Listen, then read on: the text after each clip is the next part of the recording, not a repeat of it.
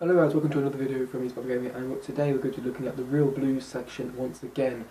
But this time we're going to be looking at I'm going to be talking about a few things that may piss a few people off, or I don't really care, to be honest. But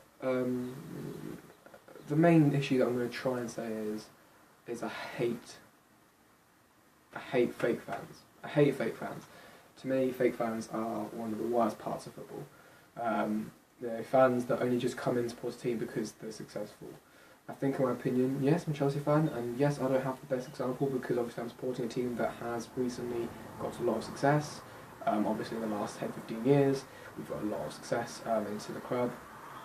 But the thing is, I'm different. I do know some of our older players like Bobby Tumbling, Peter Osgood, you know, players like that. I mean, I remember also some of the other players that we used to have as well. But I mainly remember, obviously, the late 90s and 2000s players myself. Like, we used to have Ruud Gullit as a player, then as a manager, who won, I think he won us the FA Cup in 1997, I think.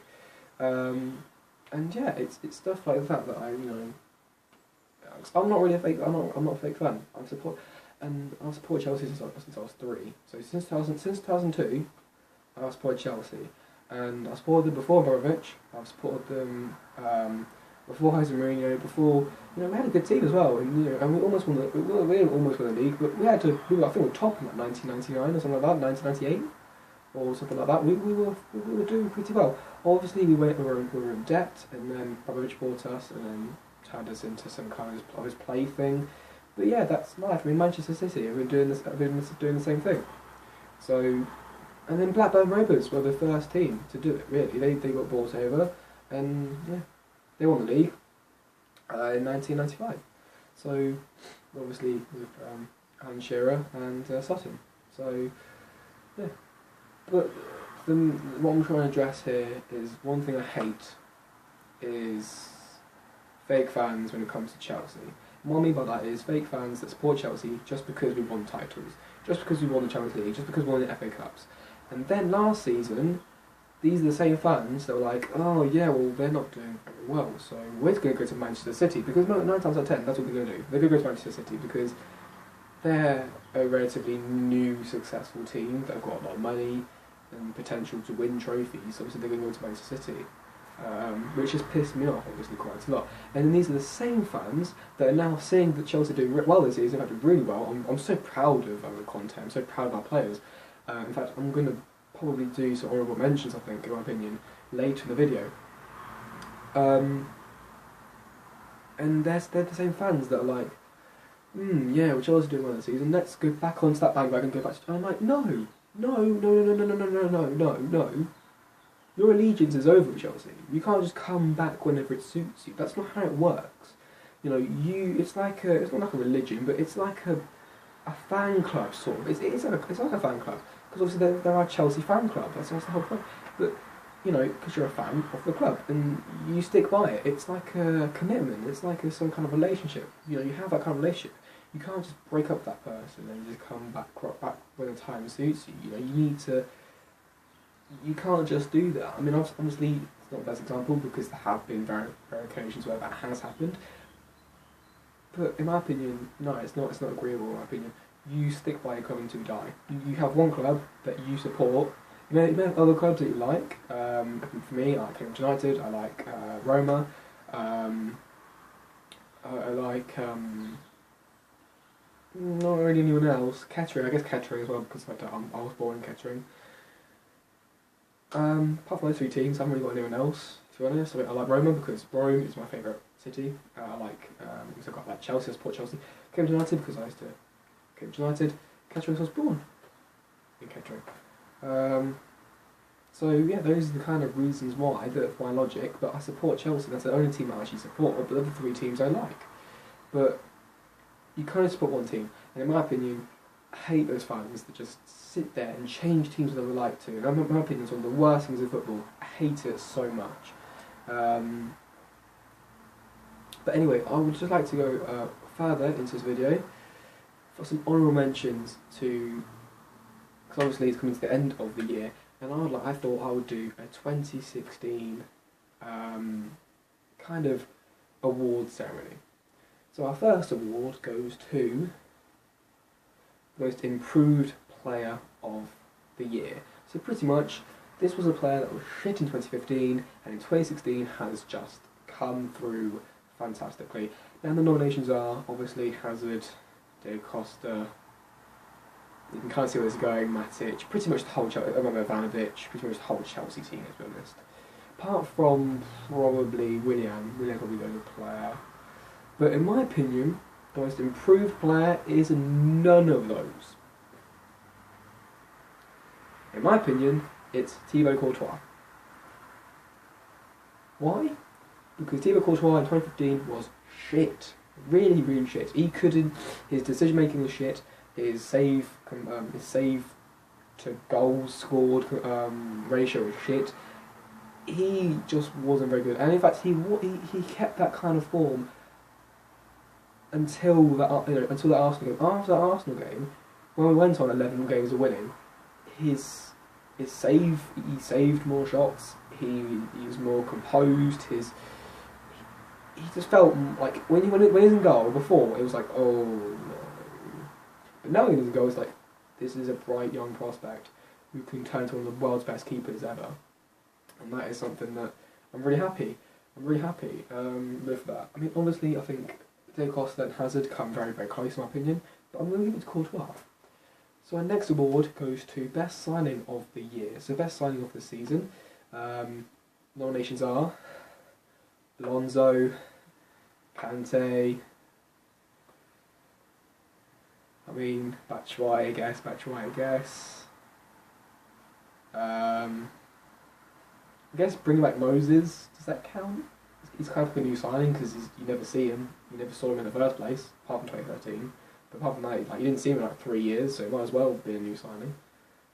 Well, no, you're wrong. Alonso is actually. Oh, is it Kante?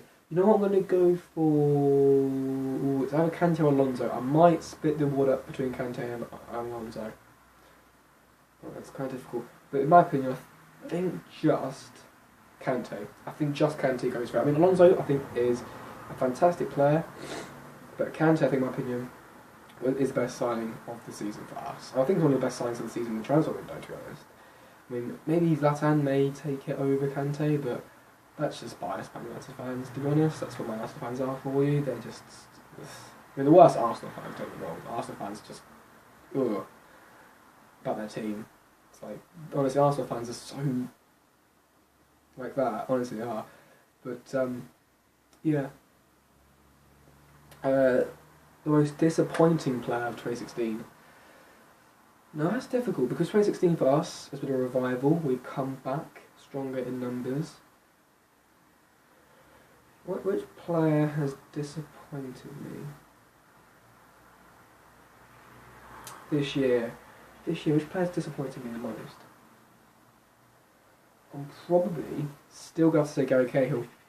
I think Gary Cahill was not good enough to start for Chelsea, in my opinion. Azpilicueta is a fantastic defender. David Luiz, hey, he has been better than what people thought. People gave him stick for signing him, but he's been actually pretty decent so far this season. Gary Cahill, in my opinion, is still the weak link. And I do think we do need to get some more signings in January, or this summer when it comes to defenders, in my opinion, because David Luiz ain't cutting it, and I think Gary Cahill might need to go. It's either that, or I think a weak link may go to one of our wing backs. I don't know. Moses and Alonso, don't get me wrong, they're both fantastic and they both work so hard, but I do think we need a bit more experience, and I think we need a bit more talent in those areas. Because Hazard, Costa, and Willian, fantastic. Matic and Kante, brilliant. I wouldn't change that for the world. I wouldn't change Azpilicueta and David Luiz, and I wouldn't change Courtois, but I think those wing back positions, I think one centre back position, I do think might need to change. I'm sorry.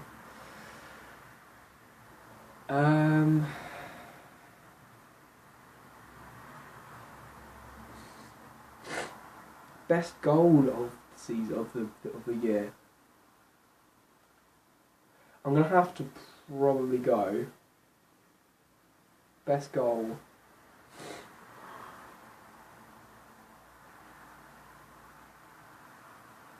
So I'm gonna go for.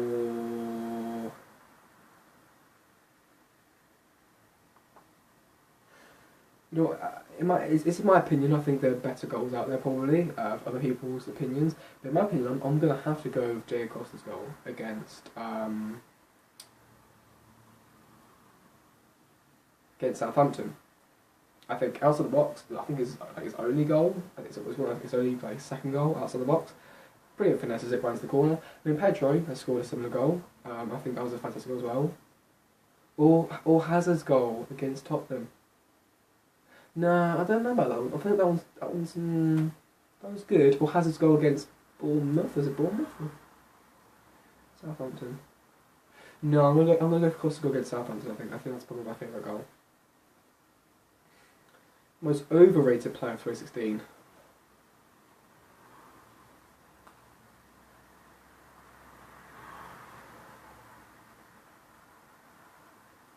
That one's difficult, though.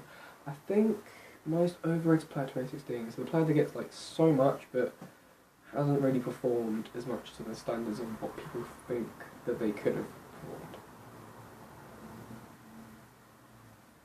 Ooh. This is harder than you think, you know, because most overrated player of the team.